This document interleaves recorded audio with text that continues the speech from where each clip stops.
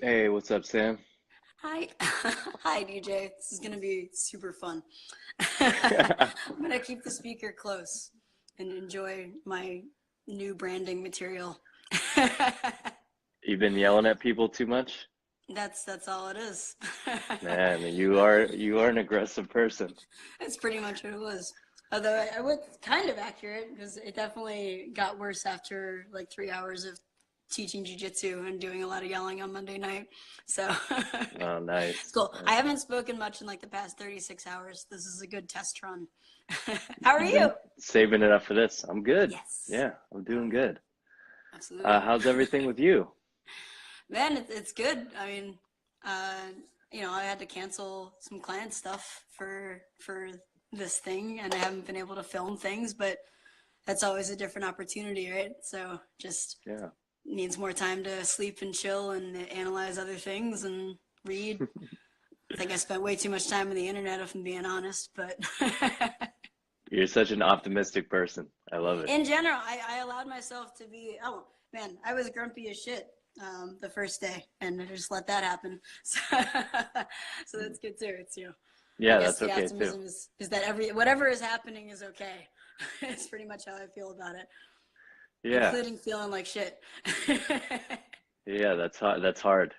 I see Just people do that all framing. the time though, where they try to drag themselves out of feeling bad, and I'm like, I get it, but sitting with it oftentimes for me seems to be the fastest path to wherever it's going to go. Anytime you're doing resistance stuff, it tends to keep it right where it was for a little longer than it would have. I actually see that a lot training people who come from like a yoga background, and they're very good at controlling their breathing and staying parasympathetic, but they have a hard time pushing intensity or getting aggressive um, because they're very good at holding back and controlling and pacing. Um, I've had a, I've thought about that because I've had clients before where, you can ask somebody to, like, oh, can you relax this? Whatever it is, like they figure they feels like they need to. And they do, but like, just like it's possible to overcome your body's desire to stop whatever you're doing, like how you can push past that pain threshold if you need to, or if you want to, whatever, you can go for quite some time. You can also totally ignore your body's signaling for not wanting to relax as well. You can overcome on the other end of it, which is fascinating. And it comes up a lot less, but like you said, maybe in the yogi population, it's more common. I think Yoga with Louise just posted something about that, about like taking a deep breath was not what her body wanted. And she was like she was like hyperventilating essentially, and had to learn how did I pronounce it? Butenko breathing. Buteyko. Yeah. Yeah, and getting into that helped her more than anything else. Like trying to force relaxation while still ignoring your body's signaling. It's just another version of Yeah. ignoring your body's signaling. It's like, okay, now I'm relaxed, and your body's like, sort of relaxed. It's And I, interesting. yeah, I was the girl that I was talking to, that I first saw that with the client, was really cool because she's really self-aware, and I asked her if that was what I was like, I'm pretty sure you just overrode whatever your body wanted to give me that relaxation. It's like, that seem right? She's like, yeah, that sounds about right. I was like, cool, all right. Yeah, and if you go into like therapies, especially like a talk therapy, it's about digging and picking on those things that you're not okay with, that you're suppressing, and letting them out. And then that's the release Whatever after it that. is, Yeah. right? Like, So it's not good or bad. It's like listen to yourself, confront it, express it, and then move on. And I think go do some we're, improv. yeah, we don't have much of that auto regulation in fitness, I guess. It's like mimic this one thing, do this one thing, be this one way. Now you've gone Um, too far that way. Now mimic this other thing. And yeah. when it's right. So so where do you come in? Where is the originality? Where's the like asking yourself the questions? And it's cool. Like, I mean, I'm all about like that's how I often, if I'm teaching via video, you know, and I'm not doing a one-on-one session with somebody, I do prefer that. And I try to frame like, this is an experiential thing. So I want you to try this, but then I really try to call back to the, what do you feel about that? Like, what did you think? Like maybe you would have, I always bring it up with like low level pails or even higher radiation and stuff. If you've never experienced that before, if you've never experienced an isometric contraction, like, holy shit, like that could be a whole new world because you've never heard the word before. Like if you treat it as vocabulary, right? So you couldn't use it in your sentences because you've never heard of it. And all of a sudden you're like, oh man, that's cool. But if you're just doing it because somebody told you to, then it's a different thing. Like I think you have to be a part of your own experience. Like Definitely. I was just having with Locatelli, the OG. I was just having this conversation with him. Like an issue I have with the FRS community is a lot of people take the methods and the exercises and like make it about that, when I think a bridge to people who hate on that or whatever is the principles, because you could see everyone using the principles, and then it's like, look, we have common ground and here's some tools you could use to help, and it's not as like black and white. So I think what you're saying is like, understand the tool and the feeling, and it's up to you how to incorporate it or use it. exactly. And I mean, yeah, I could definitely speak to that view on the FRS kind of stuff too. Tell me if it gets too dark here. I can turn a different light on. You're good. But like the, you know, for example, the 90-90 thing, right? When it was like, oh, you're doing FRC because you're sitting in 90-90. Or I don't know if you saw my story yesterday. I guess I'm pretty important and you should always watch my stories. I was just posted like, I watch all these, I don't follow like a ton of, I probably follow a lot of FRC people, but fewer than I used to now because I'm more interested in the internal experience. And if they're coming up with original cueing or something that's interesting to me, like Adam Rayleigh and some of those guys. But just watching people cue hip cars, for example, it very much just becomes the exact same thing that a lot of FRCers like to shit on in yoga of like, you're just making a shape. And it's like, all right, what are you cueing here? Are you cueing? That doesn't look perfect to me. Well, I would even argue like a bent elbow in a glenohumeral global car, right? Like what if that person, whatever their lines of tension are, in order to feel it in their shoulder, they need to give some slack so that they can feel it in their shoulder. Like, I don't care. Like if the goal is sensory input and afferent feedback, then that's what I want them to figure out. And the same thing for hip joints or whatever. And those are the two kind of easiest ones to go with that because there's so many directions you can go, and they're sort of lauded as like the ones where you do it perfectly or not. Like go to your max and then you rotate and then you come with things. But yeah, I mean, yes, speed recovery associates, it's not the move. And I don't think that's what they intend. And there's only so much you can teach people in one weekend, right? So that's where you kind of get people that have been doing it longer, feeding more into the information into the product of like, great, guys, can we start talking about, Ian Markel's fantastic at that, like his emphasis on quarter cars and stuff instead of it being a huge thing. And he was a big outspoken, like, let's stop lauding 90-90 as the god of FRC because most people shouldn't be sitting there. You know? Like, Yeah. There's a. what are you feeling? God damn it! That's what we're getting to. Well, yeah. What are you feeling? Not what you can't do. What you can do. What, you know.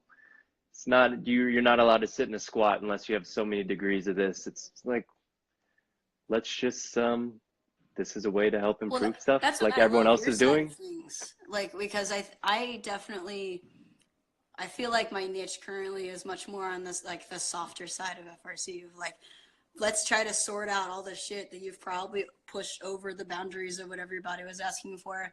But I absolutely think that like the stuff that you do and show and the stuff that Bud Jeffries does, like there needs to be that other side of it too, of like, fuck it, you can do more than you think. Like, as well. You can terrify somebody into like, I don't have the right joint angles and that's fine.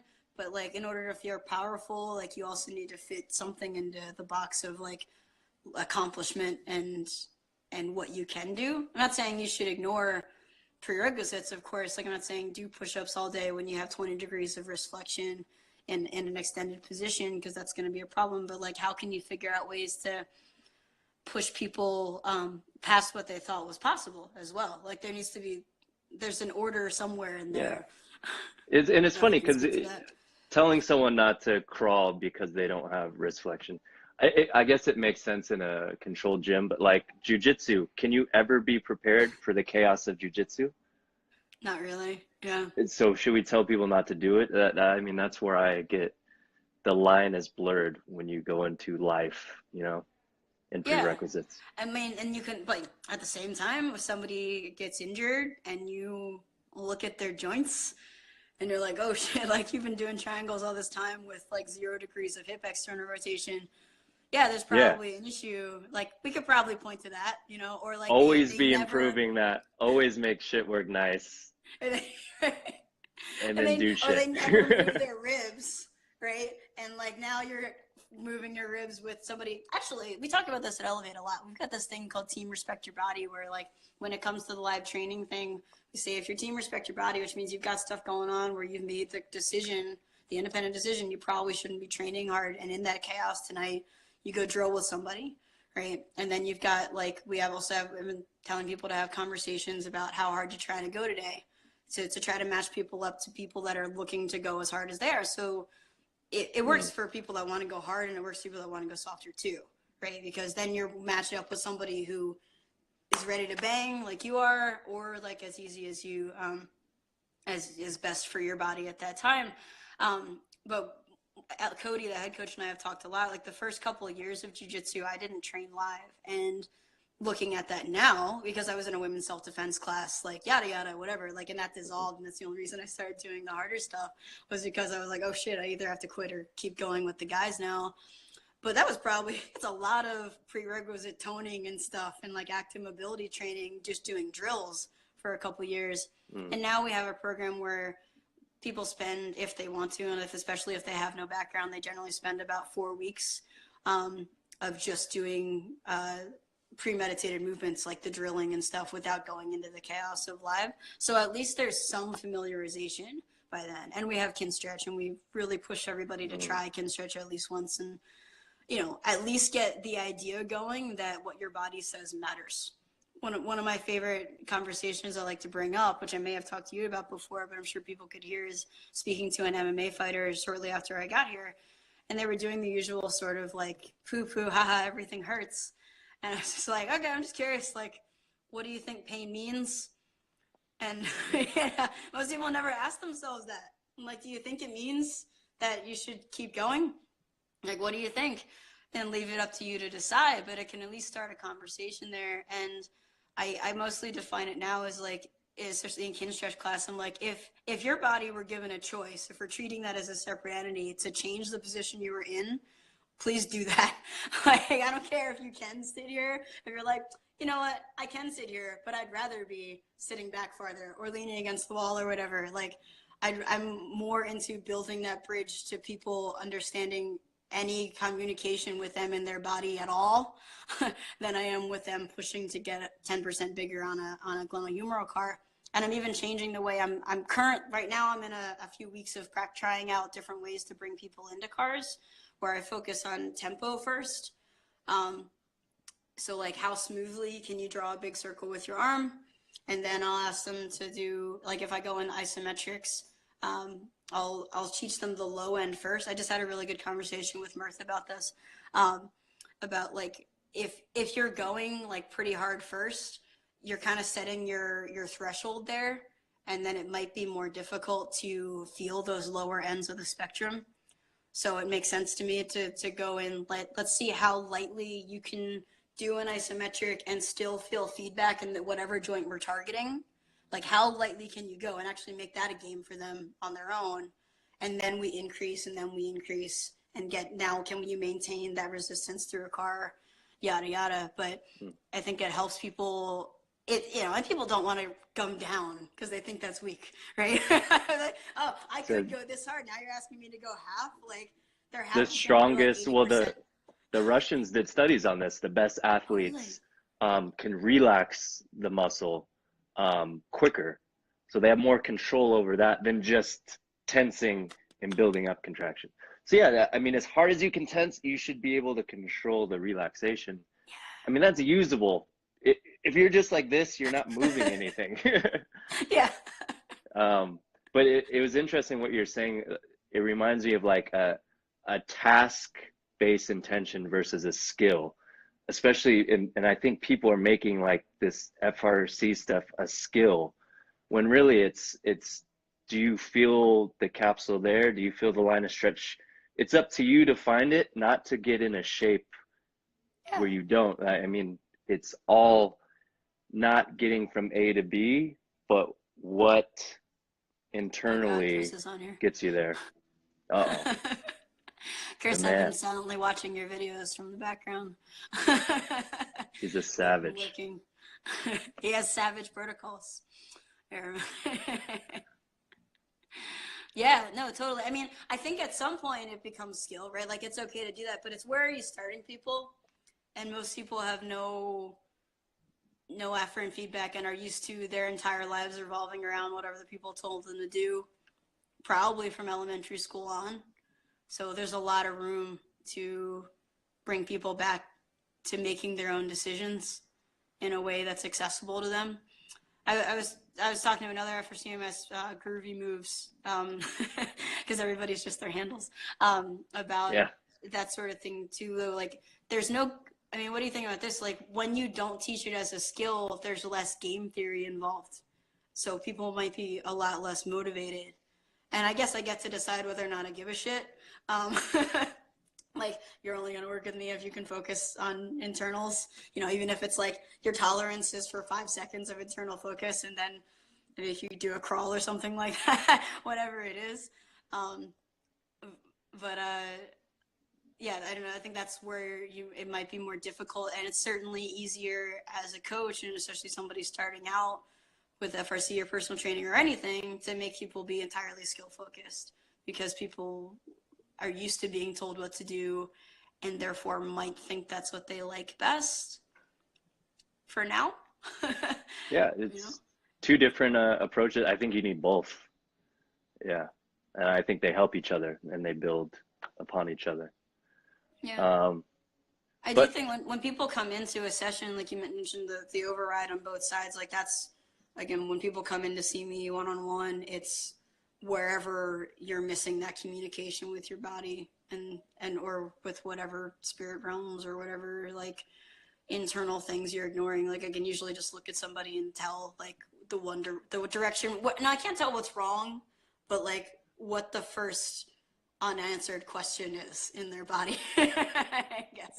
Or Is this by putting your hands on them or watching them move? How do you assess that? Just get a sense of it. Not everybody, but I mean, some people are like, I don't know, whatever wavelength that's easier for me to tune into than others. But like if Fitzy says hi, or he's one of the guys that I know here from Instagram, but I met in real life. Like I met him and I was just like, poke your bicep. I was just like, as soon as I look at people sometimes, I'm like, do that. And I was like, not, and they're like, oh yeah, I feel that. I'm like, nah, that's not it. You need to go like a ½ inch up. And they're like, oh, that's it. And I'm like, yeah, I don't know why I know that, but I know that. And that kind of thing. That's sort of where it goes. I want to go there and I want to go down this rabbit hole. But first, what can you explain what the services, this body work you do for people? I mean, I guess that was kind of my attempt to but thank you, is yeah, I guess it's trying to, I guess when people come in, I help them bridge the gap between what their bodies are asking for and what they're aware of. And that all of the training that I've done, and just as I try to make such an open space in my mind, my awareness, that a lot of times like visualizations come. I'm this close to calling myself a healer, but I'm not sure how I feel about that word. I don't think I see a problem with it. Yeah. But I feel like a lot of people have like their own things about like, oh, you're a healer, but yeah, the person's healing, whatever's healing, but just trying to create an open space in my head, like a shaman friend of mine used to call, like, say, hollow bones and stuff. Thanks, Chris. Allows weird shit to come up, like things that I've never thought of before, or things that, like a visualization will come into my head of like the way this person's body wants to move. And people that are, I make the biggest difference with people that are already a little bit in tune with their body, have already been asking questions and been fiddling around with internal feelings. It's easier to work with them than it is to convince somebody to do that first step. That makes sense, because they're like, oh, if they're so far off on this end, like the progress happens a lot faster. But people that come in with some experience in tuning into their bodies usually happens a lot faster, that I can just be like, can you make this shape? And they're like, holy shit, that's what I was doing last night.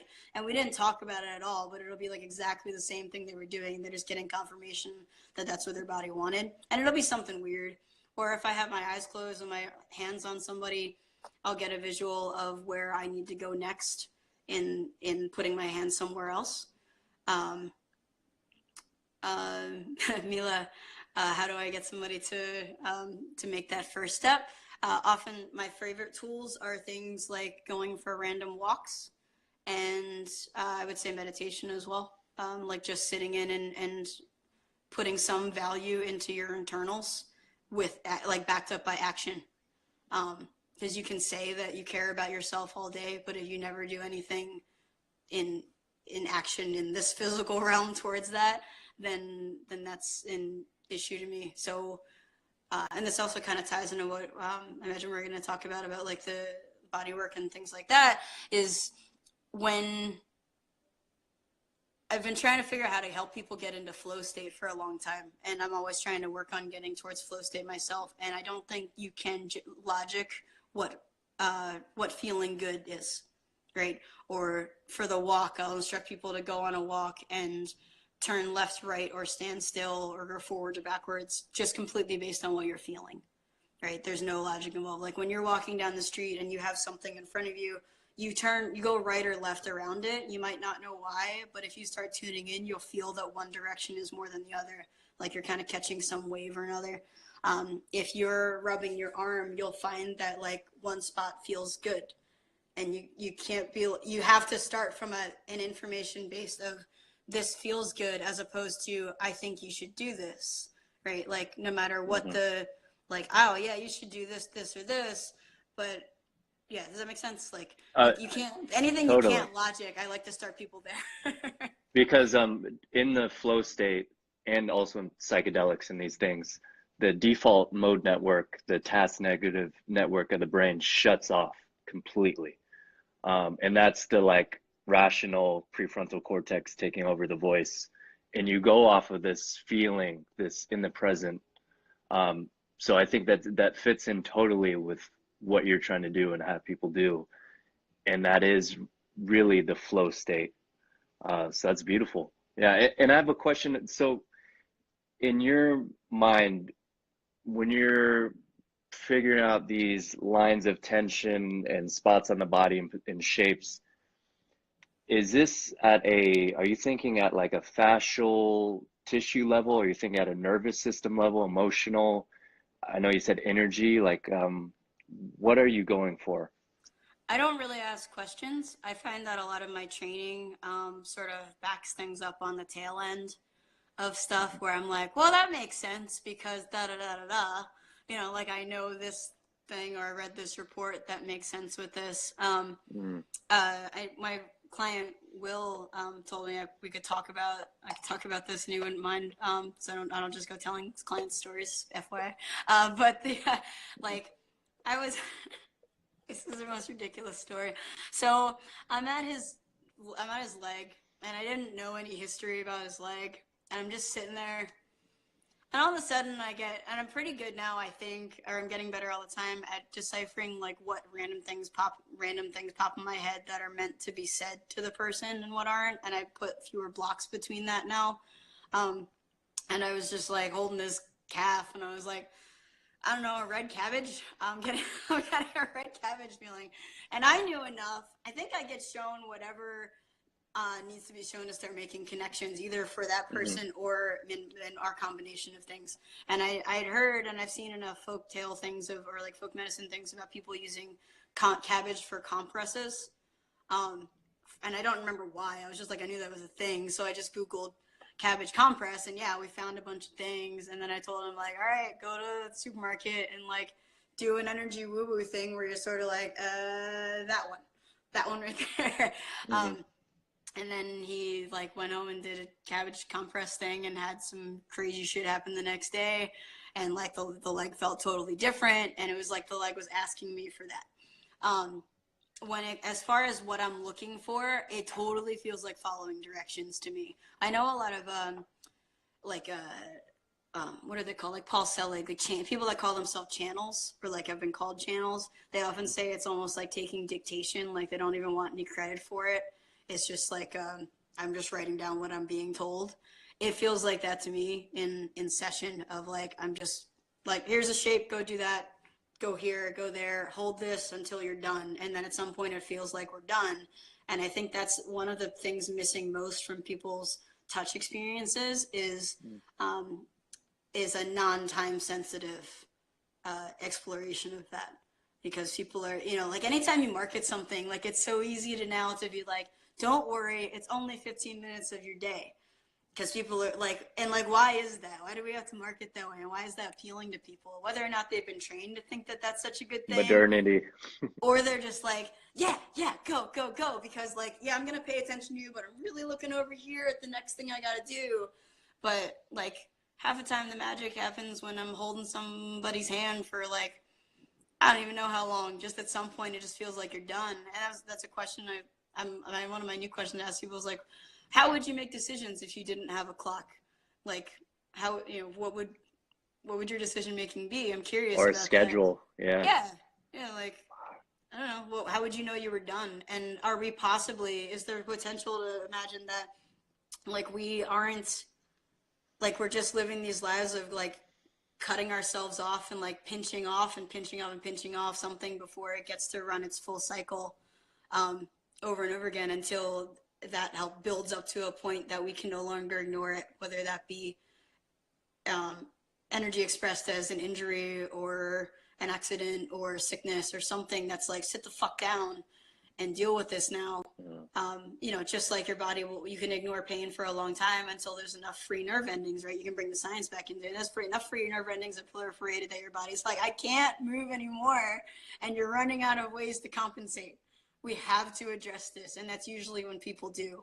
So I'm just interested in helping people get interested in more in the beginning end of that by like giving a shit what you feel matters and building on that. So it sounds like the first step is increasing awareness of your own body. Okay. What are you feeling? And then by the third session or so, like what else are you asking for? Then you can go explore that. Sometimes I can give simple, like, yeah, your elbow is rehabbing, you should do 500 cars a day, like on these things. But I just posted to somebody that I have doing that right now was like, oh, I've been trying to focus on perfect form. And again, I brought it back to like, well, remember, we're just exploring and doing stuff that, your elbow car could look like this. It's one of the best ways for awareness is exploration. Yeah. Yeah. Like it doesn't have to be on these things. Don't put that on Instagram though. This is how you do an elbow car, guys. But it's ridiculous. To me, it's the only way I think that works as a coach is to tune people into themselves, because you're not going to be there all the time, right? And so if they're and like they're going to be totally different by the next session I see them, whether or not they do the homework I recommend or not. So like whatever we did the first time is probably not going to be the same thing we do the second time. And what they need one day is probably not going to be the same thing they need the second day. I don't know, maybe. Well, that's good, because we're going to have you on OMU teaching a bodywork unit. And I'm wondering if intimidating as hell. Nah, everyone's looking forward to it. So I was wondering, you said you have this ability to kind of pick up on energies, is this something you can teach another person or show another person, or can people cultivate that themselves? I'm convinced, yes. I really don't think it's special. I think that we might have tendencies towards one, you know, just like everybody has sort of one tendencies towards one feeling thing or another. Um, like your skin is the largest sensory organ that you have, right? Other than maybe your awareness of things. But we can start with skin. And so that's pretty much what we're going to start with. But like the third lesson that I have planned, I've come up with clever names, by the way. FYI. Yeah. I haven't discussed them with you yet. But for now, like the third part is ask permission.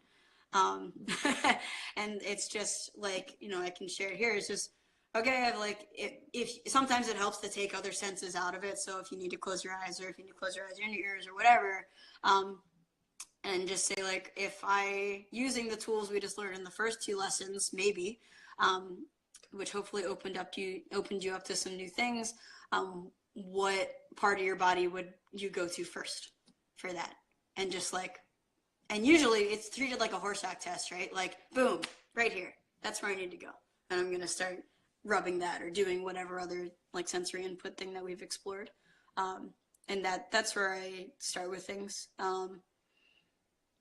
Yeah, and I think a lot of the extrasensory stuff, just backtracking for a second, are you asking about what part am I tuning into? I think whatever I'm tuned into with somebody is whatever needs to be addressed first, is what it feels like. So like if you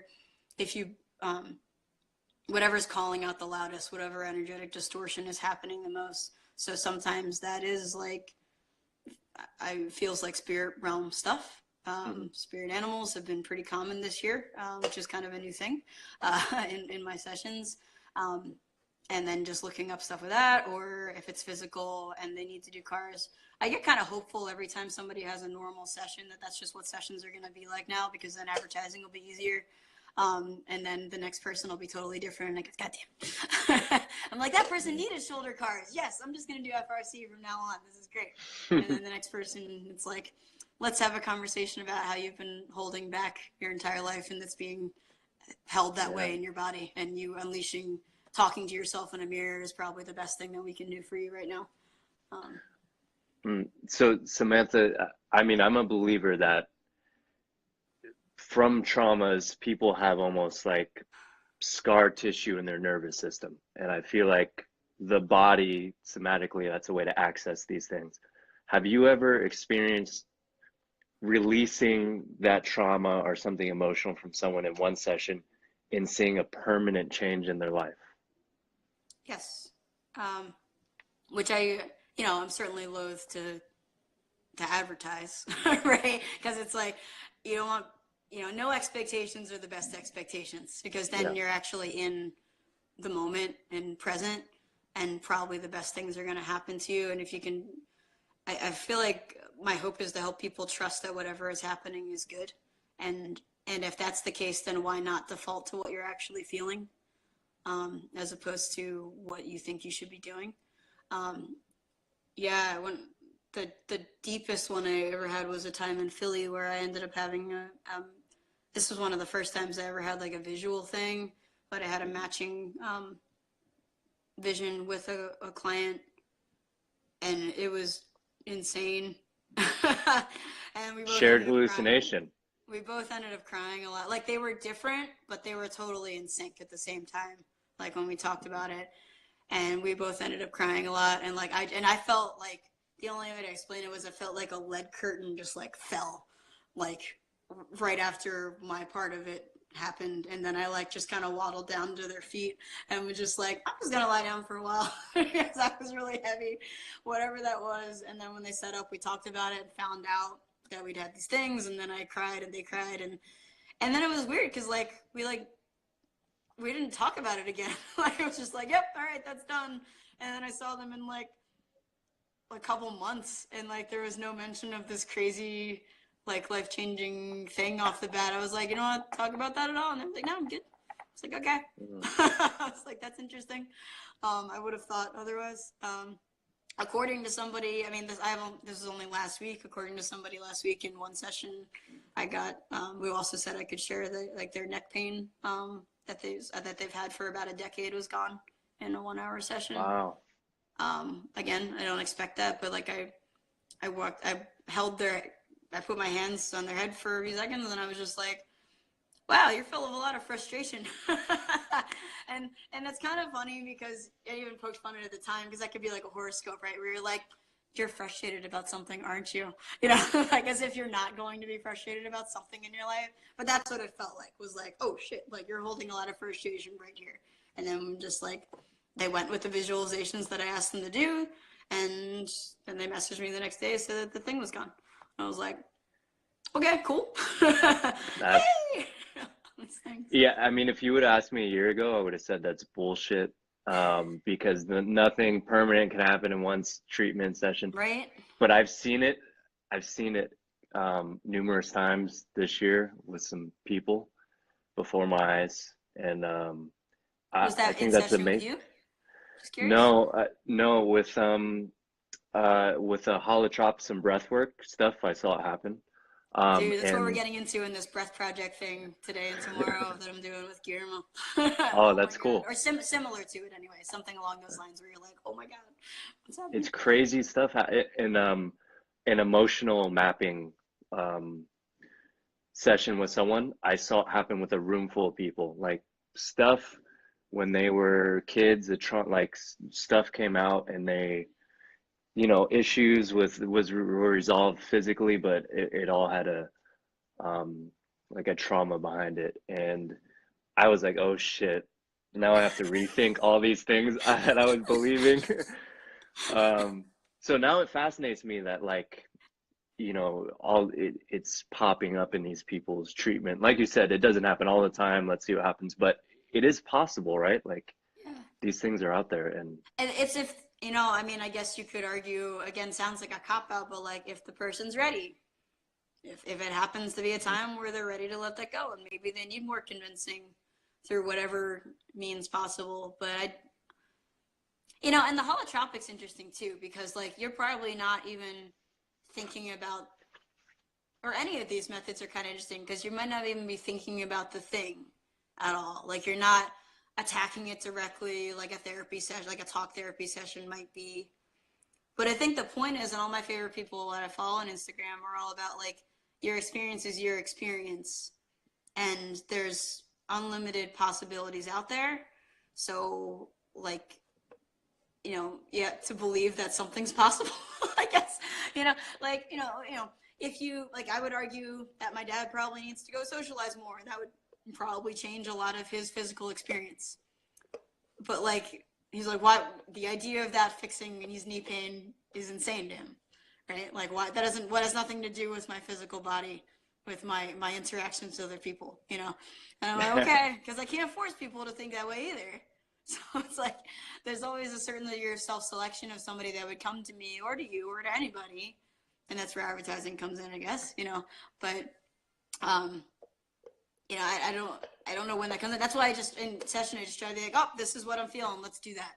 And anytime I try to fit it in a box, I end up angry and frustrated because it doesn't feel right, because it feels like I'm doing something wrong for the person, because it's not what I'm truly feeling for them, including like things that you would think are right.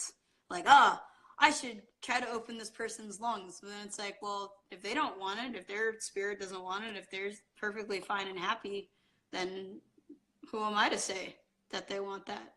There's, I don't care how much judgment I can put in, like how many reasons I can say about like, oh, that's really important. Like, of course it's really important. It doesn't matter. It doesn't matter what I think. It only matters what's going on with you, man.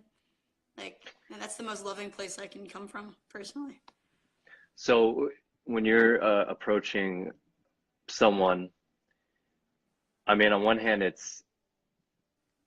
is it they have to discover it for themselves, or is it something unexpressed in them, or is it you have to push them to confront something that they don't want to? Like, it seems like there's two paths.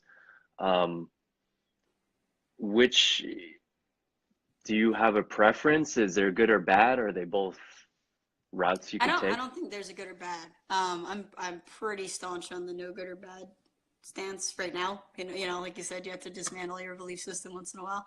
But Yeah. uh, put that in a quote. But I um, I think most of the time the stuff that I'm detecting is stuff that they're ready to deal with, at least on some level. Whether that's another time I remember asking somebody I was like, do you have a secret you want to share? I was like, because that's what it feels like, and they were like, yeah.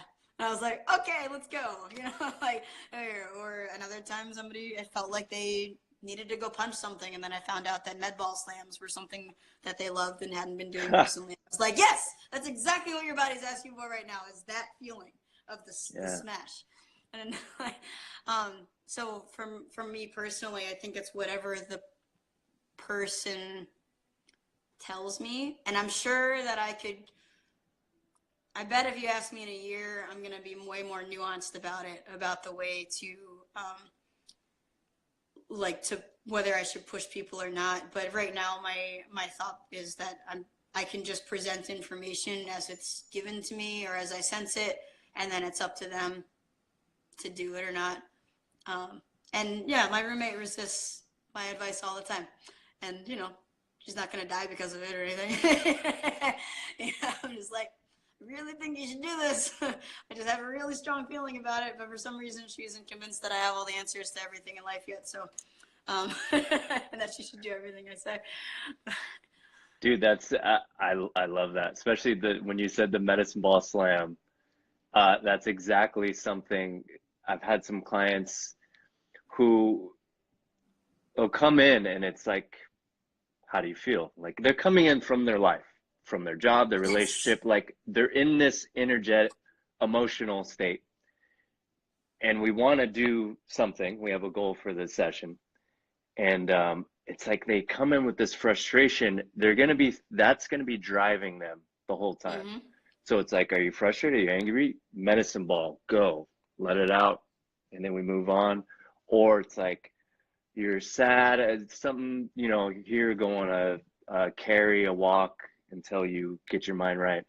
And I think that's a lot of people approach things just from the mechanical on paper, sets, reps, input here, and you're looking at this holistic system. And I've heard you say shapes with the bodies. I've heard you say just asking people questions. How do you feel? So you're accessing all these points to really, I guess, the nervous system or the being at Awareness, sure. large, awareness. Yeah. Um,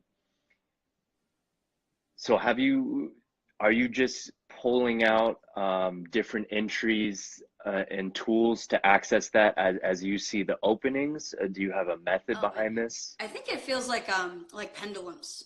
Like, first of all, I want to commend you on having that awareness. The other thing I've been pushing really hard lately is the idea of listening, and I think that ties directly into this stuff. But you actually looking at your client instead of just having your thing, and being like, when you really look at somebody, you see so much, right? And you perceive a lot more than just their physical body, like And whatever that is. the funny thing is, Samantha, if you were to ask them when they come in, they're like, "I'm fine, I'm good." And it's Yeah, almost like they can't even really feel relatively where they are on the scale, but you see it because you know them. You're like, "Whoa, is something wrong?" And they're just like, "No, I'm good." And that's awareness, like you're coming back to. And I think what you're doing, teaching people that and increasing that, is it's probably the best thing we could do for people overall. That's my personal belief. if our goal is self-sufficiency, if we can put it that way. Mm. Yeah. For sure. I think so. I think so. And then I'd love to hand them off to somebody that has more strength and conditioning stuff. That's been a big lesson for me, is finally like relaxing my own like self-destruction of like, I should be able to offer all the things. I'm like, nah, I'm not really interested in learning how Yeah. to Yeah. teach people to do stuff with weights as much. Like, I'll hand them off to people that are passionate about that. Um, But yeah, and then you see somebody come in, and then you have the choice of believing them, which I think is important. Like, or you can ask them one more time to let them really self-assess, and to tell them, because people are also used to people asking how they are, not really meaning it, right? They'd be like, no, I really, like, you cool? You know, and if they don't want to talk about it, you can't force people. So, but you might change their warm-up, like you said, and you just kind of like on a, you know, on a whim, be like, yeah, so we're gonna do this first, and that might be exactly what they need. I talked to Hannah husband about this with people rushing in if they're a little late to class. Like, they now have in their small group trainings, they like tell people to go onto the bike for 4 or 5 minutes before they can jump in. They can't just jump in and try to catch up, because then you never get out of that, like, I just came from traffic, they should park, they already know they're late, there are these things. It's like, okay, like, they get to tune in for a second, at least get some steady state motion or whatever it is. So that'd be like an easy thing for a personal trainer who's not comfortable with going down the psychological rabbit hole or whatever. Be like, all right, give your person something mindless that you can sort of ignore them a little bit to give them a little space. And I kind of ride it wherever it goes. Like, you might if somebody comes in like that, I might have them shadow box for a little bit, especially if that's something they do, you know, and go from there. I think I forgot the question I wanted to credit you for being a good person. I think we were just talking about your increasing awareness as a foundational, I guess, because I'm into, like, why are you doing what you do? What do you want out of it? Intentionality. And it's almost, you can't have intentionality without awareness first. Yeah. Or you can have the intention to be aware. I don't know. You could be a robot. It's, you could totally not have any self-awareness and go accomplish a shit ton of stuff. I feel like people tend to get more satisfaction and ease in their lives when they're involved. Yeah. And I think the goal is kind of ease. So the more sensations you're in tune to, whether that's skin sensations, whether that's, you know, feeling irradiation, feeling what it's like to carry weights, whether it's your joint capsules or whatever, like, the more holistic your experience of life is, because you have more things that you're aware of and open to, and you're not discounting, whether that's from social conditioning or from, I mean, I think most of it's from social conditioning. Culture. Whenever you discount something that you're actually feeling, it's probably from social conditioning somewhere in your life. Like, I love Gabor Mate's thing about like, what is the root word of familial, and it's family, or familiar is family. So, like, whatever you experienced growing up is probably the most familiar state for you, no matter how high stress it is. No matter, right? Holy shit. No, and this is just from his podcast with Albert Marcus. Like, I haven't even read the Hungry Ghost book or anything. But that was huge. Like, oh my God, like, you know, no matter how shitty it was, it's what feels so familiar to you. So part of you, until you break that cycle, is probably going to keep going towards that. And so I remembered what I was going to say. Like, I've been thinking in terms of pendulums a lot, of like, you probably have infinite pendulums. And I wish people would be more okay with their pendulums fucking swinging. Like, I don't mean that in a weird sexual way. I feel like that sounds weird. But like, you're a living creature. There are seasons in the world. Civilization strives for consistency above all else, and it doesn't make any sense to us, and we refuse to admit that this time. Like, you're probably gonna have seasons where you want to eat different foods. You're gonna have times where you feel more depressed than others. You're gonna have times where you feel more tired than other times, and people, like, are really loath to let themselves have a break in their training. Or if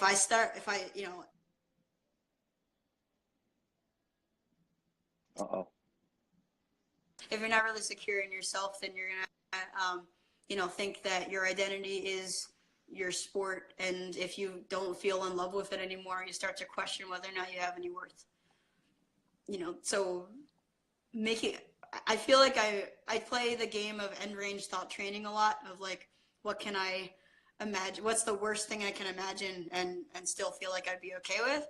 And I've covered a lot of bases. I'm sure there's still plenty of stones to overturn, but it's a big thing to get into. So when somebody comes in, I think whatever pendulum is swung the farthest one way and could use some nudging back towards center or even towards the other side to balance out the rest of the pendulums is probably what I detect most. That's my best guess on things with people. Unless there's something just calling out, like your fucking shoulder just needs me to press right here.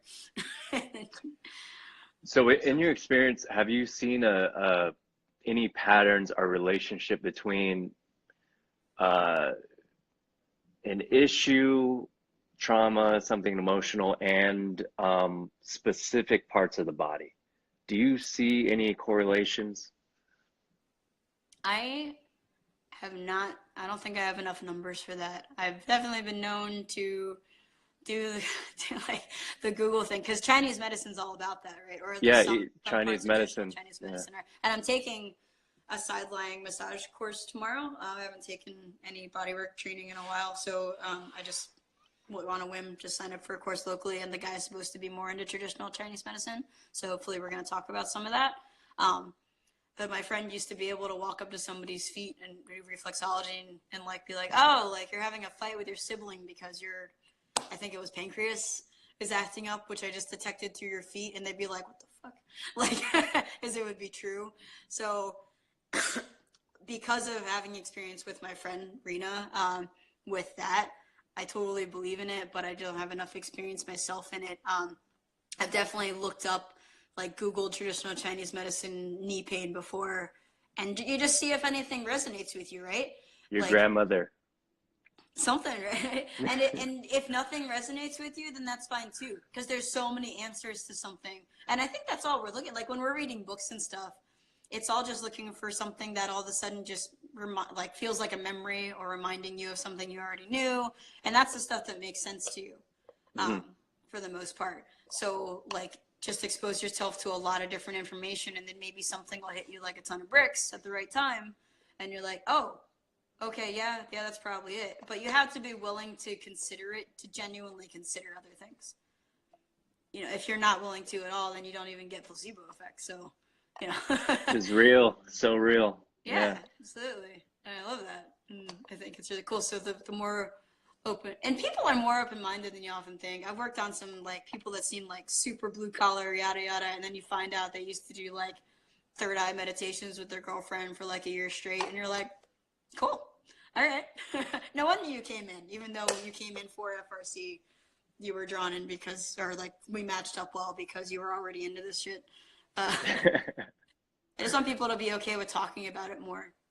Just like I want them to be okay with talking about everything from sexuality to nudity to body hair to whatever. Like, and I'm always looking for the next thing that I haven't accepted about myself, and experimenting with, like, to me, there's like that, you know, the classic 3-word thing, right? It's like, you know, find the thing that I'm insecure about in some way or I react to, and then work to get comfortable with it. And then once I feel like I no longer have an emotional reaction to it, I then feel like I have the freedom of preference at that point of like, oh, okay, like cold showers. Oh man, this sucks. This is terrible. And then you get to a point where you're like, okay, like this is fine. I don't mind it. I don't have a reaction to it. And then at some point, and then you can be like, all right, now I get to decide whether or not all the rationale is important enough to me to keep going, or I just really like hot showers, but I'm no longer scared of cold ones. You know, so if my power went out, I'm not gonna freak out about it and be like, fucking, everything is terrible. I can't believe this. I'm gonna be like, oh, okay, there's cold showers. You were anti-fragile. Yeah, I think we talked about this the last time we did a live. That's the only way I could learn things, is go to the extremes, and then at some point transcend them. So I have the option of the spectrum, but the trying to just stay in the balance doesn't work for me because I'm stubborn, and I have to learn through failure. And Chris Ryan, the author of Sex at Dawn, in his microbiome podcast with Jeff Leach, which I've probably the one I've listened to the most of any podcast, like 6 times or so. He brings up that civilization strives for consistency speech, which I love.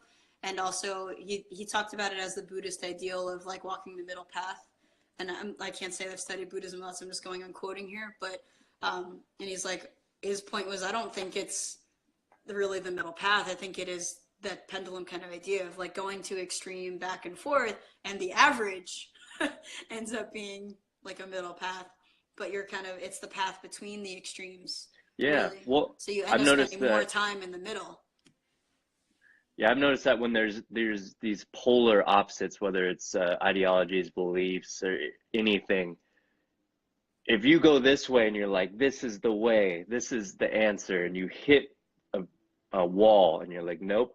So you go the other way and you hit the wall, and then that's when you're like, oh shit. You go to the middle because you've already seen what's on the other side of both ends. Yeah. And I think you see that happen a lot cyclically with people in their life, you know. And if they vilified any portion of that, they may have a spiral of self-hatred. You know, instead of accepting all of it. And Yeah. like a thing. You know, there's that, it's a really almost a cliche now, but people still need to hear it about that. If something, like, I think if you want to do something, if you don't want to do something and it's because it scares you, then that's probably like your fast track towards growth. And if you don't want to do something because you actually don't want to do it, then you shouldn't fucking do it, is my opinion, because there's a lot of things that you can do, right? And kind of helping you decide that, I ask people to consider whether or not they're trying to talk themselves into something or out of something, too. But the fear kind of changes that a little bit. But like, if you're trying to talk yourself into something, you probably don't want to, you know. And then the power of making a concrete decision, yes or no, because then you're going to know a lot better. If you keep allowing yourself to, I was just listening to Kyle Cease last night. He talked about some people need to talk through things to make their decisions. And some people use talk as an excuse not to make a decision. You know, those friends that are talk about the same thing every time you see them. And they're just like, but this, but this, but that, but that. Those people will be way better off either just sitting in silence, not talking to anybody, shutting the fuck up for a while, or just trying one, and then they'll know. And if they fail, like say it's a decision they can't just reverse on real quickly, if they fail, they also will find out they didn't die. And that's probably helpful for a lot of people to realize too. You know? Yeah. Yeah. Yeah. And a lot of people their fear is success or happiness, you know. There's a lot of sabotage, self-sabotage, and self-destruction people have, and that's almost confirming their beliefs, their negative beliefs in a way. Yeah. Yeah. Oh, Yeah. So so Sam, this is going to end in 1 minute. Okay. So then we'll hop back on after this. Oh, okay. Cool. All right. But we can go for 1 minute. Okay. Rock, paper, scissors. Rock, paper, scissors, shoot. Rock, paper, scissors, shoot. Damn it. Is there a video delay on here? I never lose on that. Your third eye is too strong. I can't. I made you keep your fist closed. You didn't know it. Man, DJ, you're a body worker. You're an energy worker. I have a question. If I came into you, into your office, Shoulders. what would shoulders? Is there one in particular? Left. Left shoulder. Okay. Well, in my view, it was your left, so maybe I'm thinking right. This one? Yeah. Okay. What would you have me do? Would you just start poking around? Somewhere around your scapular edge is what I think there. Oh man, it is fun for me though, like in Skype type things, like it's not as fun as live, but to be like, can you just yeah, right there, like, and you just see, you know, you see when somebody's body's just like, yeah, that's it. Like that's fun for me. But And would you have people use like a implement, a ball or something? Sure, yeah, I could definitely do that. Move well, Philly. Philly, what's up? Okay, can you try do the little, I guess with your left hand, do a little hook grip thing, and then hook into like the back of your right side there, okay. And you're just gonna let this just sink forward. So just like, so you're just kind of peeling. but the weight is sort of in your elbow. So you're just like, so you hook in and feel. How does that feel? You just kind of play around with some different spots. There's some tightness right where I went. Nice. Your energy worker. And then that just feels, it's really simple and feels really good to just kind of, I mean, I'm sure, again, everybody probably has some here, so everybody watching could probably be doing this too. And you could play around with that in all different spots. Compare that to the other side and just see, just for curiosity.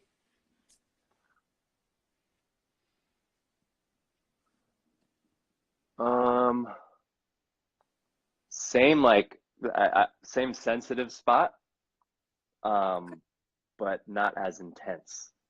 Okay. Can you go on that side? Go back to that side. Go a little bit higher. Like, yeah, like, so instead of as deep here, like you're coming up to a more shallow point. Yeah. Up here, how's that? I like traps. Feels okay. Feels good. And like a little bit more up towards your neck there. Yeah, kind of playing around in that line, sort of just on top of and just behind the line of the shoulder. Like that. And then you could probably do a little movement of the shoulder too. To kind of, yeah, that stuff. I'm playing around there. Feels good. And you've also got neck you can play with too. It's like there's so many. I think that side would be good for just a lot of that. And if you start opening that up, that'll probably make it that much easier to do the other side. Okay, yeah, and I'll play with there. So I think it is farther down the back on that side. You could still do a little bit of shoulder movement. Are you breathing?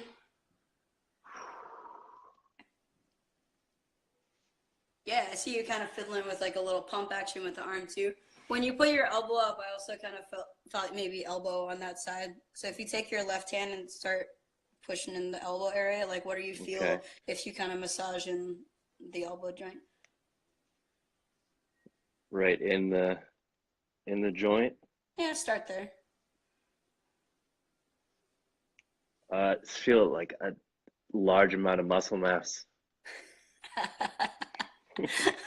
I'm so swole. Oh my God, me too. That's all I think. I'm just like, wow. Okay, so like a grabbing, pinching.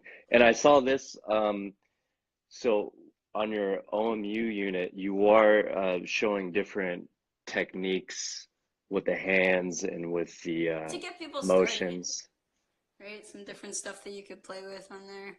Yeah, go tricep there. Walk your way back up on the tricep. Yeah, just kind of like walk your way back up there. Do a little squeeze and pull. Yeah, I mean, through this limited video chat, that's what I saw first in you is the line around your scap, kind of probably to here, and like just getting some love in that area, and you know maybe some hand stuff or whatever on that side. But yeah, I mean, every time I've been like looked at your videos or feels good. Been close to you, I've been more like shouldery. Feels like the place to go for me, or like back. I mean, if you get into, I don't know if you watched any of the other longer videos, which I'm going to condense those down and change some things up a little bit for the different format you guys wanted, which I'm pretty excited about. So it's cool because making them shorter sort of makes me be a better teacher in a way, you know, and sort of in the way that I talk about like, here's an idea, now you're forced to go run with it, and you have to be self-interested, which is the great thing about OMU is you have a group of people that have already shown themselves to be very interested in experience and trying things out. But the, what was I going to say there? So I just start off with I forgot. The second video I was going to talk about. I think it still lost me. Well, while you're thinking about it, I just want to say I'm excited for this unit because even that right there feels amazing. I could be doing that like so much during the day, and I never do self massage. I never do like really any soft tissue work at all. And I don't know why I don't. And I think just as far as the awareness, like you're talking about, and the exploration, there's probably some gems in there that people could come across. And I know people are doing like a foam rolling routine, but I think this is how you approach it is much deeper and different than that mindset. Thank you. I love that, and I hope so. I hope that's the experience. Is, I've definitely found that no matter how much effort and feedback you're getting from your cars, it's a different sensory experience to rub or be rubbed. I don't think people would argue that, they obviously people know that if they've ever had a massage from someone that it feels different than, they probably say it feels different than doing it themselves, but they've also probably never tried it themselves.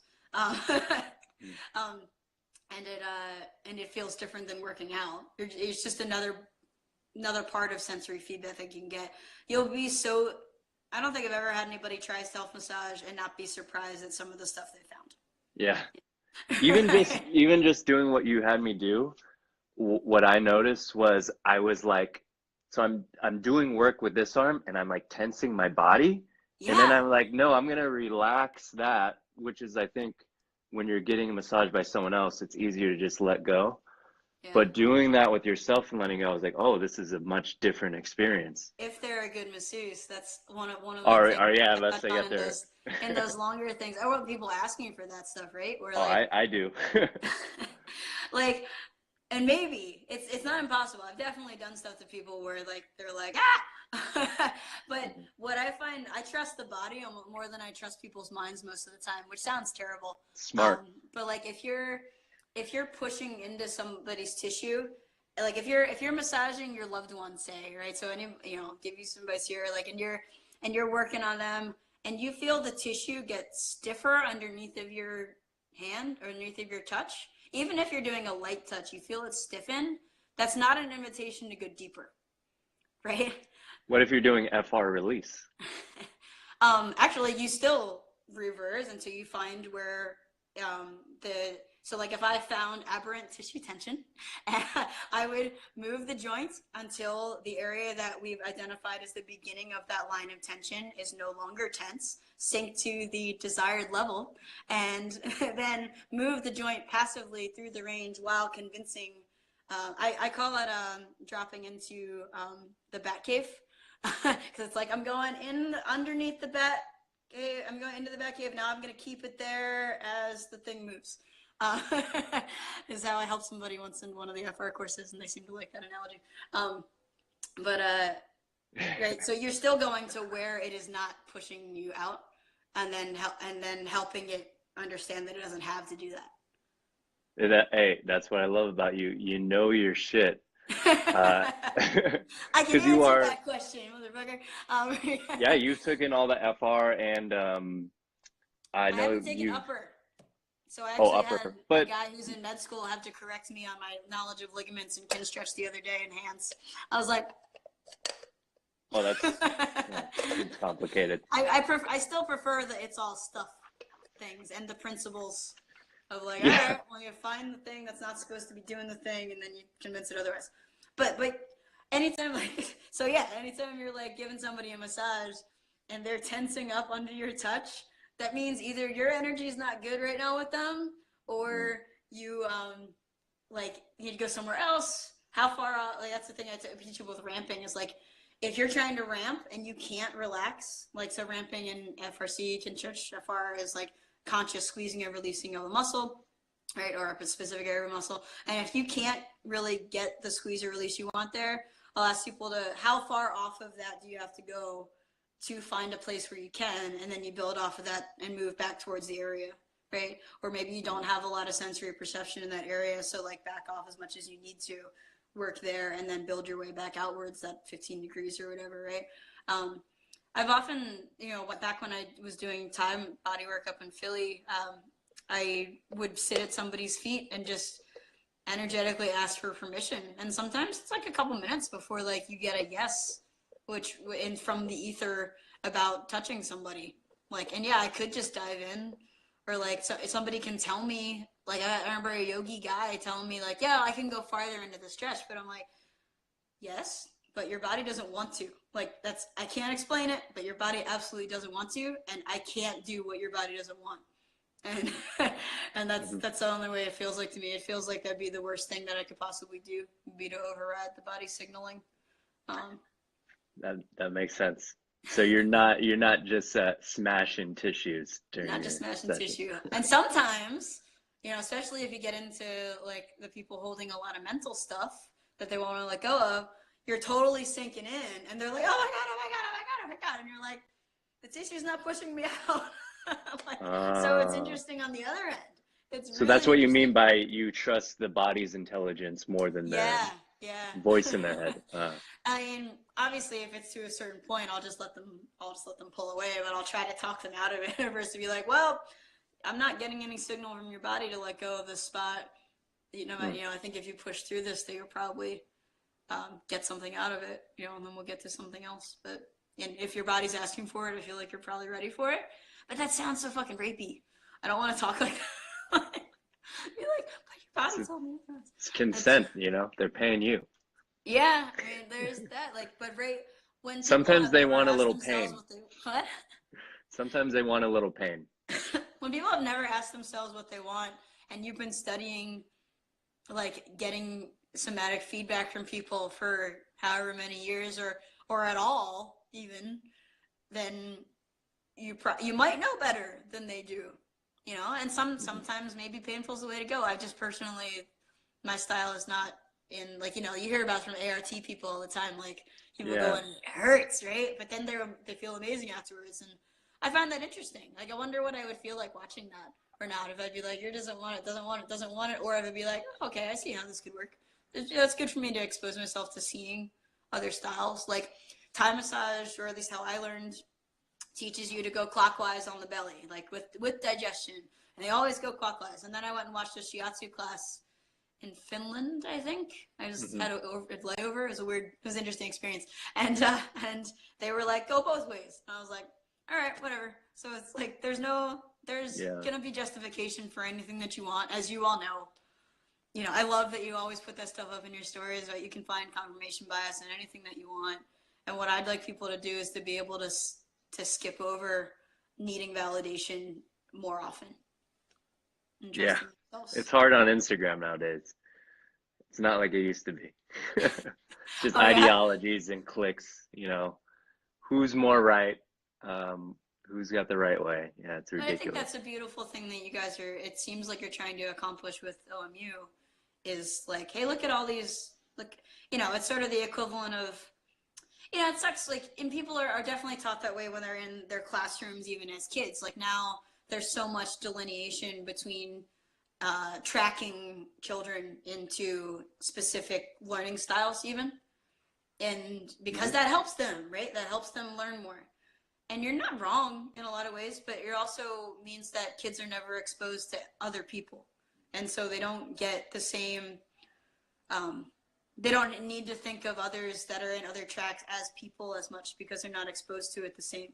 Like, it's to take stereotypes, like a jock doesn't have to learn that a nerd is, has other values, and the nerd doesn't have to learn that the jock actually has feelings, on these lines. And I think what you guys are doing with OMU is kind of exposing so many people to different tracks of things that they might not have experienced otherwise. So it's like, cool, we've at least established that you're all interested in the body, you're interested in experiencing things, and maybe you wouldn't have taken a house dance class, but here's stuff for you, and you have other people that you're doing it with. And that's a super strong thing. That's one of the successes of this beginner program we've been doing with the MMA Academy too, is because you usually have a group of people that are starting the same time as you, and that feels better, right? Like, just to have people going through the same kind of things that you are, and hopefully speaking up when they have trouble, and humanizing the whole thing. I'm much better at that now than I used to. Like at the summit, for the FRS summit, I was like, yeah, all right. Now, rather than hold myself back and being embarrassed, I'm going to ask any damn question that comes to my head now, because... Dude, I love that. You were asking very good questions, and they were like critical, but like in a good way. And I loved it because you had the balls to... There's probably a lot of people wondering the same things. There's no way other people aren't, right? Or I hope. That's one, well, probably. Like, I think that everybody should, and whenever anybody asks me about going to an FR course or an FRC, I really encourage them in that direction too, to make sure they're asking questions, because it's not cheap. You're paying a lot of money, and you're going to regret not asking when the head honchos were sitting in front of you, like, to ask those questions. And they've always been very welcoming of questions Yeah. too. Yeah. And so, like, not asking to be deified. And, there's always the guy that takes it a little too far and keeps asking the same question because they just want to be heard. Yeah, it's not so much a use question. They want to make a statement. Yeah. Or they could sign up for the 45-minute free listen up call through my link in my bio that we're doing next week. Shit. Where people can just call and say things that I'm not going to say anything back. My friend Colin isn't going to say anything back. So. Yeah, I was on that one the other time, right? The one you're doing on the page? No, this is new. This is a new thing. This is we're just booking up to 45 minutes of extreme listening where people we'll do video calls, but we literally don't say anything. So we're just like a sounding board. Man, have you ever done that where you just like talk for 5 minutes or 10 minutes or longer without like just stream of consciousness just to see what comes out? By myself, I do that in the car. Okay, yeah. Like, and do you surprise yourself sometimes? Yeah, it's better ideas than I do if I'm like, it's almost like I'm playing a role of myself saying it, and it sounds better than if I were to say it in a real life situation. So I find myself taking notes after. Yeah. Well, freaking Kyle, who's on the call, he just got me interested in, I'm finally looking into Tantra philosophy for the first time. And I've been interested in it for a while. I found some notes from an old seminar I went to that I just said study Tantra. And I didn't make any notes as to why. And then recently I became interested in it because it just felt like there's this joke going around the jiu-jitsu communities about like leg lockers, like why would you ignore 50% of the human body? Like because people are traditionally taught to attack more above the waist. And now there's this huge wave of leg lock attacks being a big thing. And like, why would you ignore 50% of the human body?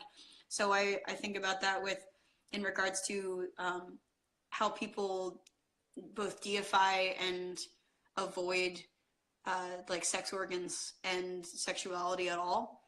And I'm like, why would you ignore 5% of the human body as having therapeutic benefit or putting it in this special place, which also kind of alienates people farther from it by making them think that gets is a thing that I shouldn't talk about or whatever. And all I knew about Tantra was like, all right, they at least don't ignore sex as a therapeutic value. They don't vilify it, but I also figured there was a large portion of it that was greater than that. Just like people say, oh, if you're doing asanas and yoga, you're only getting like a tiny portion of it, right? If you think of tantric philosophy as all about sex, you're probably fucking it up. And that seems to be the case, which I'm not surprised. And of course, Western society's like, sex! Oh my God, it's about sex. It's the reason they don't exclude sex. Everyone focuses on the sex. Exactly. But it's not just that, yeah. But one of in the book that I got on Kyler's recommendation so far is definitely just confirming a lot of things that I've been doing already. So obviously I'm a special butterfly and already know everything. But but one of the things that it brings up is the idea of what you just said about like how you come up with even better ideas. It's sort of like when you can get ahead of conscious thought, that can be flow state, right? That can be living that, living in a different plane of existence. And if you can do that like a few times a day, then that's beautiful. And I have a kind of a funny thought that I think FRC sort of helped me move towards tantric philosophy, which is a funny thing to think of, but because it exposed me to, again, more sensations in my body that I had not taken the time to explore before, even if it's just like irradiation and doing this, that I can now tune in at any time to physical sensation, which brings me into my body and can bring me into a certain level of bliss of like, you can be walking down the street and then all of a sudden you just tune into like the way your ribs feel as you move. And there is a certain sensuality to that, or a certain like, just like intrinsic value of like, wow, like I feel this, I acknowledge this, yeah. and I'm present. And Yeah. For me, that's kind of been an OCD. Like I Too can't much? walk, I can't walk without wondering how I'm walking, and then I'm like, am I walking? I'm always trying to do things better, but I think you're talking about more just awareness and like exploration, which is probably a better way to go about things. Or a step behind that is the noticing, you know. Yeah, yeah, the So awareness, I think the definitely. prerequisite to prerequisites is being able to feel anything, you know, is Mm, having any sensation, sensational awareness in your body. Yeah, I don't know. definitely. So, you know, and when I get caught up in something like that, or let's say I was like you were saying, like you get kind of obsessed with it, and maybe I start feeling like caught up in my head about that. So if I were in that situation, I've been recently trying to anything that I feel frustrated with, I just try to make okay. So it'd be like, all right, like what if what if I do just go all in on that? Or no, and then I'm gonna try the opposite where I try to completely ignore it. And then you end up somewhere in the middle, or at least disrupting the thought pattern and having more options in your life because maybe you get distracted by the birds now or something. You know, now I'm focused Yeah, on seeing birds everywhere I go. Like I don't know, whatever yeah, it just is. go with it, definitely. So Sam, the best massage I ever got was a Thai massage in Thailand from some like old lady. Um, do you incorporate that now, and how does it fit in your body work? Legally, no. Okay, I got you. I do jujitsu on people. um, but man, I so people that have never had a Thai massage before, like it's very much the same description as Brazilian jiu-jitsu. It's leverage and body mechanics, manipulating another person's body, right? And having that body awareness of being able to feel tension in different parts and all these things. And that's another thing that's been totally backed up by scientific classes I've taken, like FR, like you've taken FR now. Epimesial grooves is something I'm going to discuss in the OMU thing. It's just the seams between the muscles, and those are called sen lines in Thai massage. This 5,000-year-old tradition, right? Um, oh, like It's 5,000 any years old? something like that because they Oh shit, that's crazy. FRs. No. Oh, yeah. Dre is ageless. Essentially a vampire. Um, Yeah, um, I'd buy it. yeah, well, there's like some of the ad copy will tell you about how like the Buddha, you know, um, uh, oh no, Shiva, Doctor, man, I'm blanking on the name now. It's been a while since I've done the coursework, but I think Dr. Shivago, which sounds like I'm wrong, like supposedly worked on like the one of the fathers of Thai massage supposedly worked on the Buddha. Oh But I shit. think if you look at the story, it's really like he worked on him like once when he was passing through, kind of thing. Not that he was like his doctor, but the father doctor worked on Buddha one But time. it's old.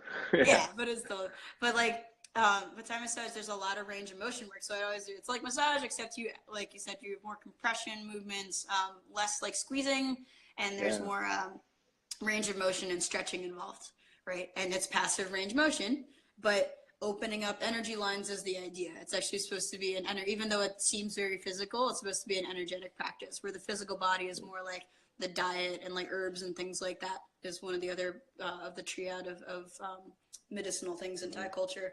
And but if you're like stretching someone or basically putting them through a passive car, it's like, oh, no wonder people tend to feel better for weeks after they have a Thai massage versus when they have a like traditional table massage that we're more used to. So you know, it's like having yoga done to you, you know.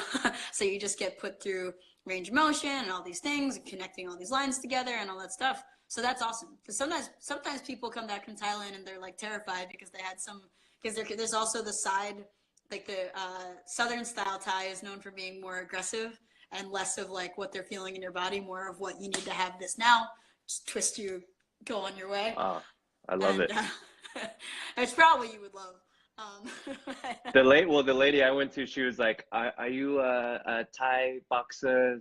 And I was like, "Oh no." She's like, "I give you the," and they sent me to the lady, and she just went to, yeah, it was like rolling. She was just getting on top of me, all these things.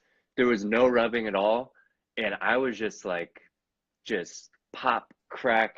I was getting in positions I've never been in.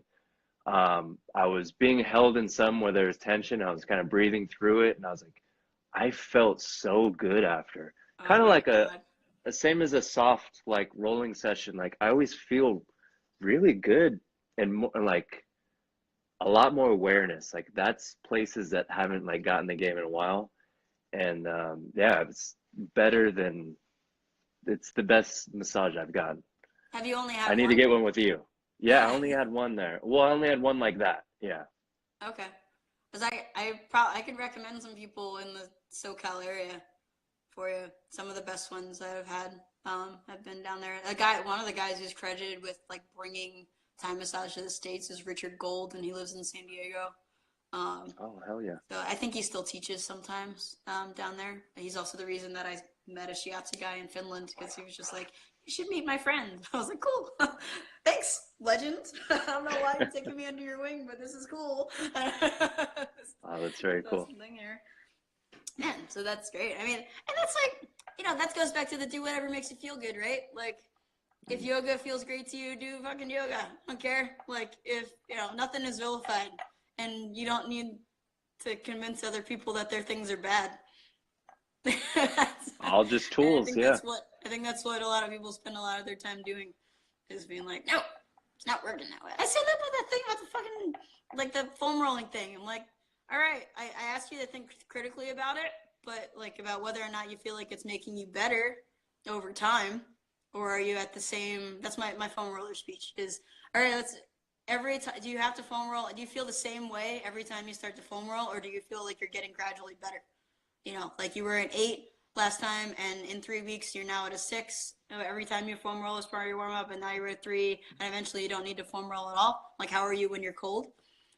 And if not, then maybe you could question what you're doing. But if it feels good to you, keep doing whatever you want. I don't care. Yeah. I mean, not to knock science, but it's funny how we need a study to tell us whether something is good for us or not, and not just our experience. DJ, how many of the books today that are passed around, like, our people, are just fucking interpretations of different science reports? Like, that's all it is people, like, and that's the only time people are really interested and get really hyped up is when they feel like they have enough groupthink to back whatever this new thing is. Like, oh, this is the new thing. I'm super excited about it now. Now there's a study out, and they can Yeah. look at this book that told me about this study. Hey, did you know there's been studies that show that sleep is good? Yeah, yeah. And then, but the funny thing is, there's going to be studies saying this is better than this and this isn't effective. And then 20 years later, they're going to go back to the thing that we dismissed and say, we're finding evidence saying this is good. And it's just confirmation bias is one, but you're, life is, we're just too complex. I don't know. And I Yes, feel like, exactly. yeah, one of the best things we have is that internal compass, what you're introducing people to, the awareness and all these things. And if we could be sensitive to that and auto-regulate, then I think we could take all these tools that the studies have and people are teaching and really get the most out of them or know when to use them and be more efficient, I guess. Anybody that's come to me frequently for like a long enough amount of time since I've been in this zone, like of the trying to be open to whatever I feel like they need, without trying to put it in a box. So I have some stipulations on that because like I have recent memory of like the last person I tried to FRC for months, and I both underestimated how much work his joint capsules needed, and like ignored what I really felt like he needed from a meditative aspect and like other things because I was trying to FRC it. I didn't see the results that I think we could have seen. So that's also having expectations too. Like all I try to tell people is if you come in, you're going to have a different feeling and probably be more with yourself. But the people that have come in that I've just been like, all right, we're going to do whatever. There comes a point after a couple months maybe where I've been like, all right, then they ask me a question and I'm like, I don't know, by now. Like, yeah, at some point it's like pushing him out the door to do stuff. And it's not that I wouldn't love to see people on a more frequent basis, but it gets boring to me. Like it just Mm-hmm. doesn't, like, you don't need me anymore. Like I don't sense a need and then it's like, all right, love you, see you, see Yeah. you later. Um, and that's its own kind of fun to get into. But saying goodbye to people. But that it's also encouraging to me that I'm like, oh, cool. I'm not just trying to keep people around for as long as I can. Yeah, that's counterintuitive, you know, that's to some people. Probably the reason my roommate doesn't want to listen to everything I have to say is because she's always complaining about her shoulders like being sore or back being sore, but that's not what her body tells me to go to almost ever. Every once in a while it does, but that's not like, I'm like, that's not the beginning of unlocking all the lines that are coming together. And so I I always push on something that hurts more. She doesn't Mm. want, but if I try to be a good friend and I'm like, all right, I'm gonna work on massaging my friend's shoulders, I get bored and listless, and it's hilarious to me because if you're sitting next to me and I sense something is wrong, I can't stop until we feel like we're done. But if I'm trying to force it, I'm just like, like the worst kind of massage. You're just like, Yeah, yeah. yeah, does that feel good? What is Like this? you're intentionally doing it horribly so that they won't I don't ask you think I again. am. I Your just have no. half-assed massage. I just have no feedback. So, are you presenting at Summit this year, or do you know yet? No, I don't think I'm even going to be available to go to that in town. Are you Isn't it going? like, I don't know yet. It is really close to me, yeah. Yeah. Okay. Cool. The last one was awesome. Yeah. You're like, I said my piece. I'm down. I'm out. Peace. Oh no, I definitely want to check it out if I can't make it, the video or whatever. Yeah. There's something I want to ask you that you touched on a little bit. So, in the lens of like energy, the 5% of the body that we draw a board around and don't touch, the highly sensitive like sex organs, do you have a way, even if it's just theoretically, to um, utilize that in a bodywork practice, or is it just like everything else? Like, is it just another part, or is there something I am conditioned different enough about it? to be scared to approach that stuff because of what I assume other people are conditioned by and things. I have asked, I remember I've asked clients to, it has happened before that I've been like, I feel like the way your energy is, you should probably get laid tonight. Like it feels like you need that kind of release. And I have asked people to go home um, and like ask their wives to like rub their balls or perineum area and stuff along those lines, or like I'll bring it up to people. So you don't do perineum, I don't think I'm allowed to do perineum. really? I mean, I'm pushing it even with the like putting my hands on people at all in a like non-jujitsu setting. I Oh, oh, it's tough, but ischial tuberosity, yeah, perineum a I little in mean that there. I think it's really valuable, and I'm interested in that. But that can get on a whole another subject about the way I feel about regulation in general, and how I think I'm of the opinion that it hurts people more than it helps people to highly regulate. Well, I mean, of course, one of my friends, the best argument I've heard from someone that I'm going to talk about in the OMU thing is that uh, that massage and touch needs to be regulated, even though it's not between friends, because people are um, poor, poorly educated on both giving and receiving, because we're so touch adverse now, and we view it as like, and I think that's part of the problem is we think that that's something that a professional should do or whatever, and we're like, oh, like let's take this out of the home, and like, you're not good enough, I need somebody that's like, I pay money to do this for, just like, I think that's one of the reasons we have therapy is because we're not comfortable talking to each other about things, but theoretically you could talk to Yeah. somebody in front of you, um, there's good reason for all of it. Like I'm not vilifying any of the things, but when you, I think you probably block off a lot of healers, and then also put them into what I've heard so many stories about bullshit massage schools, in my opinion, of like what they're teaching is either outdated or isn't about tuning in. It's like teaching to the test kind of stuff, just like any other thing. And some schools are not like that, of course. There's some that do get more into the sensitivity of touch. Or think about how FR even came out. FR came around because Dre and Shivers, or at least Dre initially, realized that they weren't cultivating their sense of palpation. And like palpation is sense of touch on a person, and like what are you actually feeling, and they wanted to put scientific stuff on it. I think FR was like great for getting people like through a science lens to at least detect different things going on in somebody's body instead of trying to apply a blanket treatment to someone. But imagine if you like, I don't see why you need to have laws about whether or not people are allowed to touch people. And I think that it hurts people as a population. Yeah, I mean, I, as a trainer in California, I'm not allowed to touch people, and I touch everyone. And all of a sudden this gets shut off, and wait, there's a government shutdown right now. It's cool.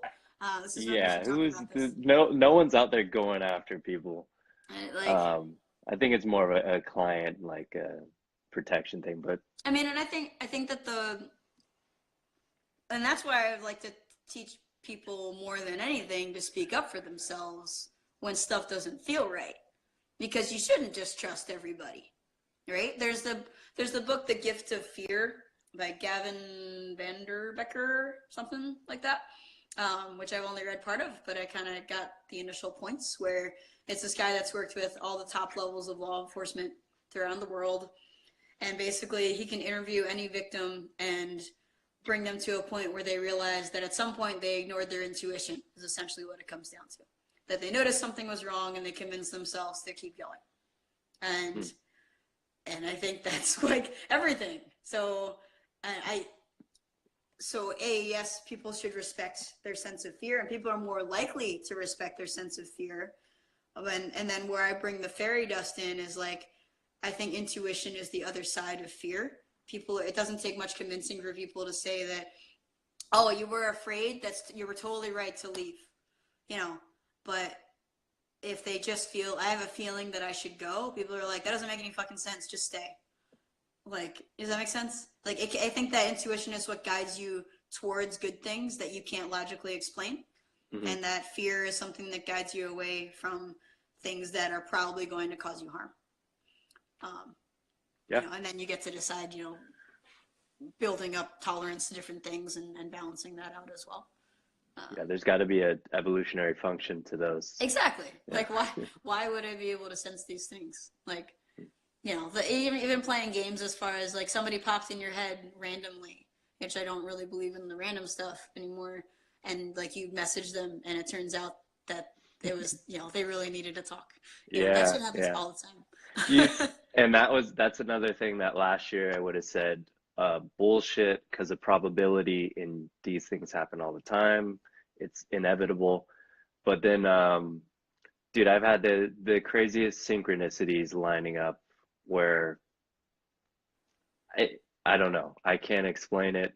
And even if you could, I choose not to, because I like the story and I like the thread. And I think if you run with it, it could be used as a creative force as a force of creation in a way. So either way, I think there's reasons why we do these things, and I don't think they're negative, or I think they could be used, used well. So there's so many layers to, like, let's say that I put out a shingle, right, and was like, full body massage, right? Mm-hmm. First, there would be, there's like 4 or 5 I can think of off the top of my head.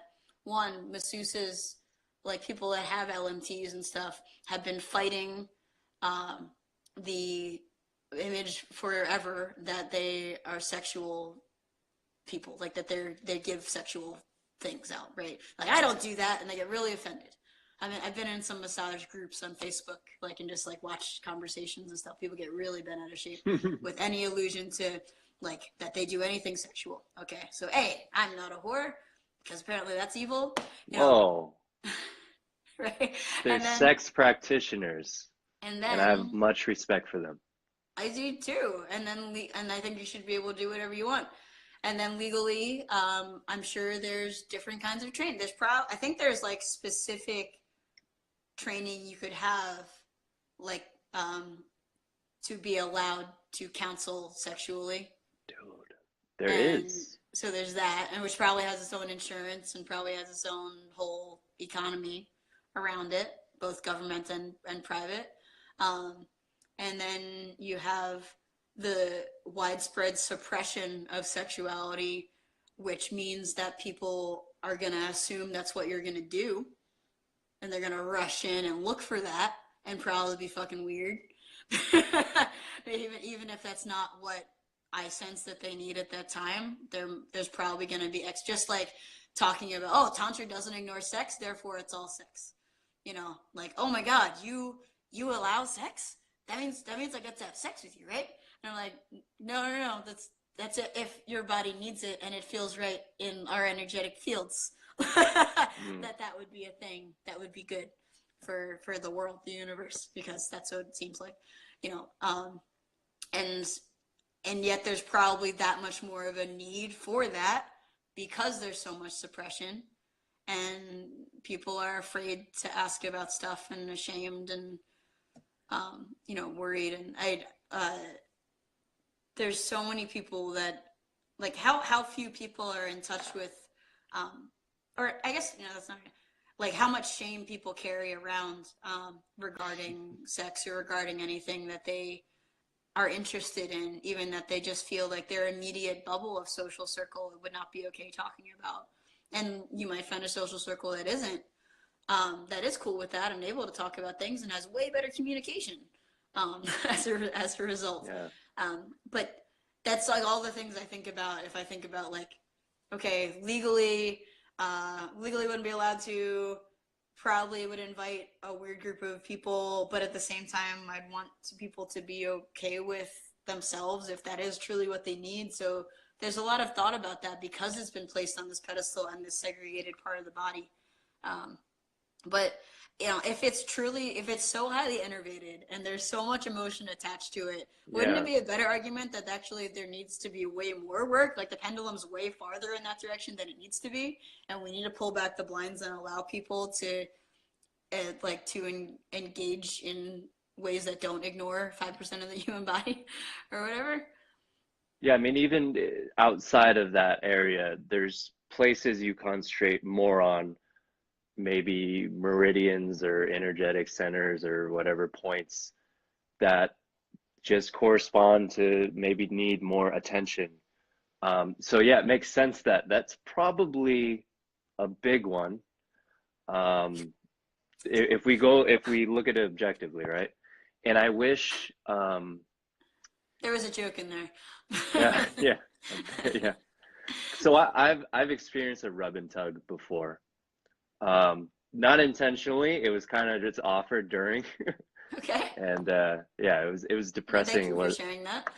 Yeah, I feel like a lot of people have Yeah? have I don't experienced it. talk I to don't know. my guy friends about this. Yeah, it was in LA. I got one on a break and flipped over, and they're like, "You want me to take care of that?" I was like, "Oh, sure." And then they finished and went on. It was good And massage. like it wasn't a thing. Is that It kind of did. It was sad because it was so professional. It was very professional, and there was no like, I was like, oh, that was too, you were too detached from that. But it makes me wonder if we were in an alternate reality where it was never a taboo, how the art and how the science and how would that be treated? Because there could be whole practices and doors opened up. And I think maybe that's what these older traditions may have picked up on some of this stuff, but it fascinates me what's possible because that linked to talking linked to emotion. Like I'm thinking that mixed with some talk therapy and other things could be like on steroids what we're trying to accomplish, you Think know? of the release, right? Hmm. Like, or even nudity. Like, even if you take a step back from even the touch, like being okay with a naked body being around, that'd be something. That'd be neat.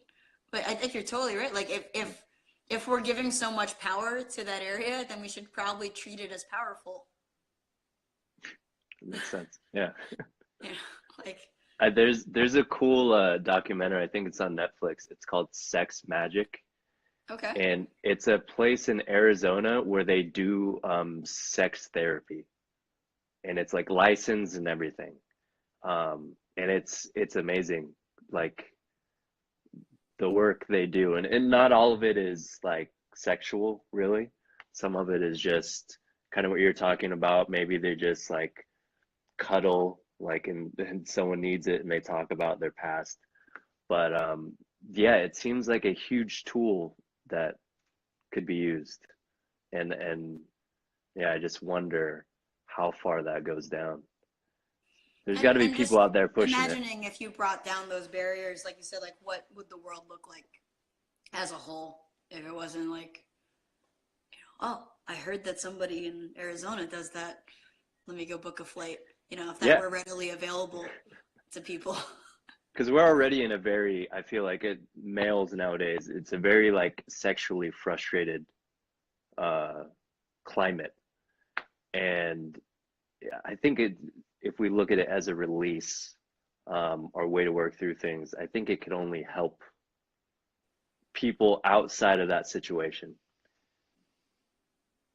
or I've not. spoken to I this don't know. a lot of times, and I never get tired of it. Of the, I mean, I think there's an issue with everybody and platonic touch, but I do think that males have been starved of it more. Like any touch, right? At all. Non-sexual touch, yeah. Yeah, even non-sexual touch, um, and between males and between males and females, and then like what that does and then you bring that into a monogamous society where people are very possessive, and your only outlet is this one prescribed person, like that's not fair to either party, in my opinion.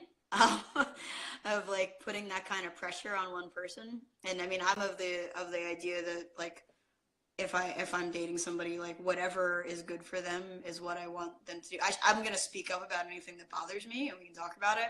But like, I would want them to do whatever they feel is good for them, whatever they want to do. Um, and like, you have this completely stunted whole realm of touch in general. Or you think about it like this, like back when it used to be scandalous to see a woman's ankle, right? And like I think of that now, if everybody started walking around nude now, we'd all be like weirdo freak sex addicts for, I don't know, probably not even that long before it'd be normalized. And you'd be like, oh yeah, okay.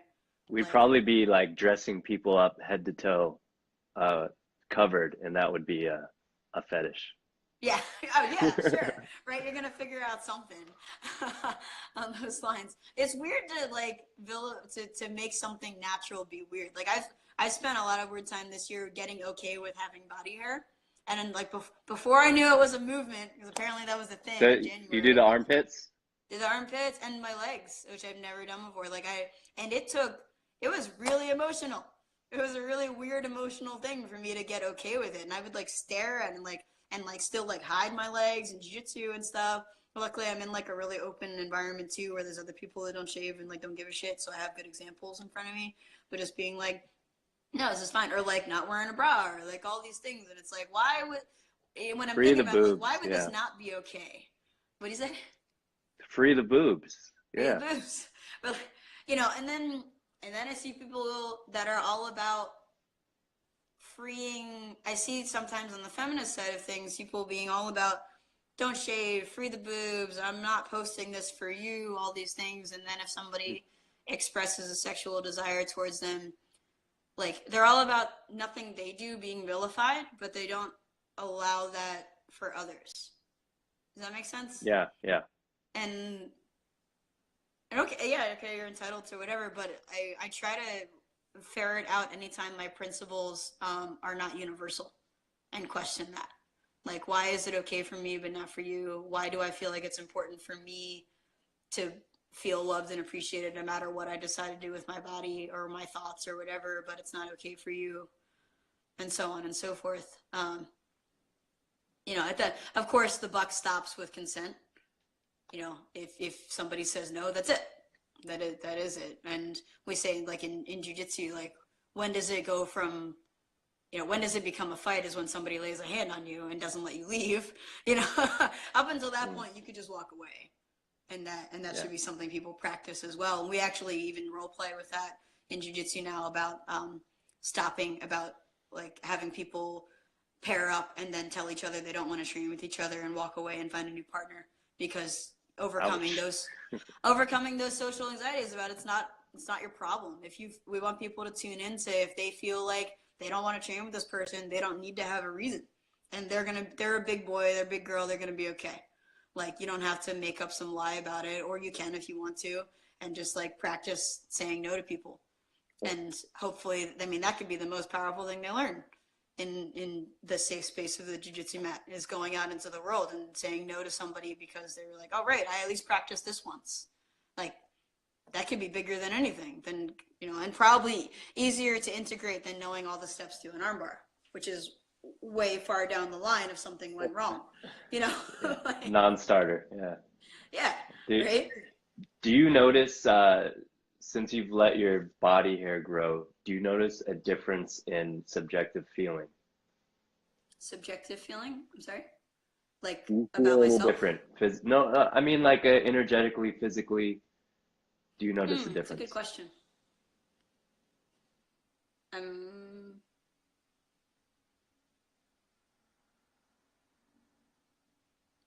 I'd say I had a big turning point when I realized, the most recent piece of that was like 2 weeks ago, and I realized that I had still been vilifying fat on my body as like an absolute negative thing, and if I tune into my body, eventually my body's gonna not want to be fat. Like the idea of having any fat on me was not okay. And I've gotten better at that, but I finally realized I was treating it as a separate entity as opposed to part of my own tissue. So I've definitely felt more comfortable being okay with the hair, than not sucking my stomach in, and being okay with gaining weight has been a bigger turn that I think still has some ways to go. That's huge. Yeah. Have you ever As gone far through as like, that? well, yeah, I mean, I think it was Katie Bowman who I first heard talk about what it does to your pelvic floor and Oh, the everything, sucking the holding stomach it in? in. Yeah. And so I tried to undo that, but just recently with some like, I'd say breath work, but honestly with some psychedelics, I really started like relaxing and breathing into it. And usually a day or two after, it's amazing how I feel um, in that area when it's just pliable and I could move into it. And yeah, that is counter to like sucking it in, embracing, which I used to noticed be a habit. I guess it was last week, um, my rash guard was kind of pulled up, and so like I had some belly rolls sticking out, and for the first time ever, I didn't suck my stomach in as I was adjusting it to cover again. And I was like, and I noticed that because that was a big enough deal. And I was like, oh, that's probably good. Like, on these things, or just like realizing that people don't really give a shit if your legs are hairy, and like, I don't know, if they do, that's okay too. Um, that releasing, not holding my stomach in was a big. I was really amazed at how psychologically crazy that was for me to let my stomach go at all. When I first, and it probably was Bowman that I may have studied that on first too, but I think I started thinking about it a little bit before then. But then with her stuff, I was like, oh, I'm probably compromising the function of my organs for the purpose of vanity here.